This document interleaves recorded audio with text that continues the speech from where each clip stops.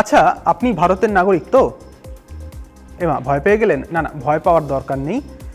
যাতে আগামীতে এই ধরনের প্রশ্ন যদি কখনো শোনেন কোথাও, তাহলে যাতে ভয় না পান সেইটাই আপনাকে বলবো।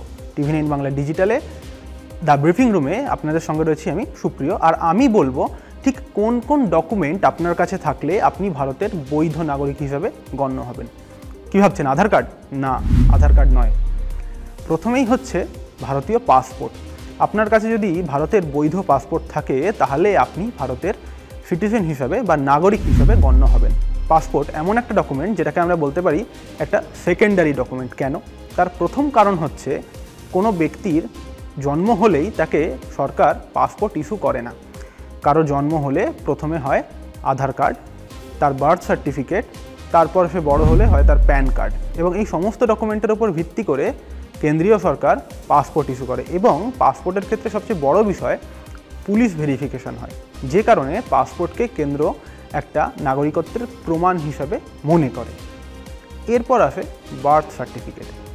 যখনই কোনো বাচ্চা জন্মায় তখনই তাকে তার স্থানীয় যে প্রশাসন তার তরফে একটা বার্থ সার্টিফিকেট ইস্যু করা হয়।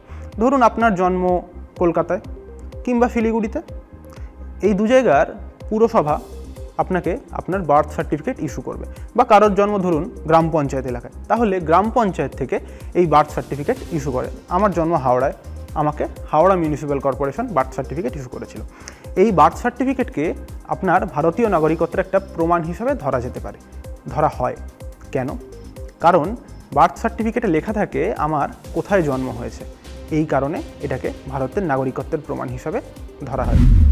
এক্ষেত্রে মনে রাখতে হবে 1950-এর পর যারা জন্মেছেন ভারতে, তাদের বাবা অথবা মা কেউ একজন যদি ভারতের নাগরিক হন এবং অপরজন যদি অবৈধ অনুপ্রবেশকারী না হন, তাহলে যে সন্তান জন্মেছে তাদের, সেই সন্তানও ভারতেরই নাগরিক হিসাবে গণ্য হবে। হ্যাঁ, এটা বলছে ভারত সরকারের ওয়েবসাইটে। এছাড়া আরও একটা জিনিস আছে যেটাকে বলা হয় সিটিজেনশিপ সার্টিফিকেট।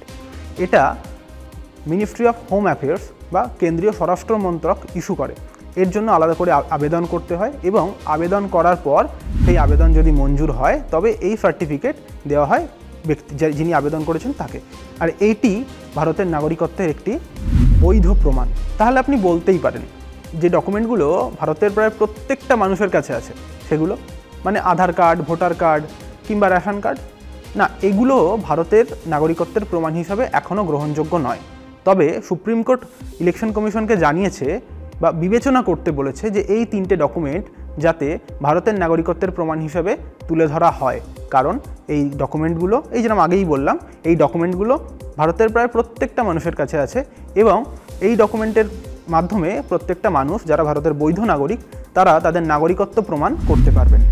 তাহলে বুঝলেন তো কোন কোন ডকুমেন্ট আপনার কাছে থাকলে আপনি ভারতের বৈধ নাগরিক। বা আপনাকে যদি কেউ জিজ্ঞাসা করে আপনি ভারতের বৈধ নাগরিক কিনা, তাকে কোন ডকুমেন্ট দেখাবেন? আধার কার্ড, রেশন কার্ড আর ভোটার কার্ড কিন্তু নয়, আপনাকে দেখাতে হবে আপনার ভারতীয় পাসপোর্ট কিংবা আপনার বার্থ সার্টিফিকেট। হ্যাঁ, অবশ্যই স্বরাষ্ট্র মন্ত্রকে ইস্যু করা ওই যে শংসাপত্রটা, ওটা দেখালেও হবে। আপাতত এটুকুই। আর এই ধরনের কন্টেন্ট দেখতে নজর রাখুন TV9 বাংলা ডিজিটালে।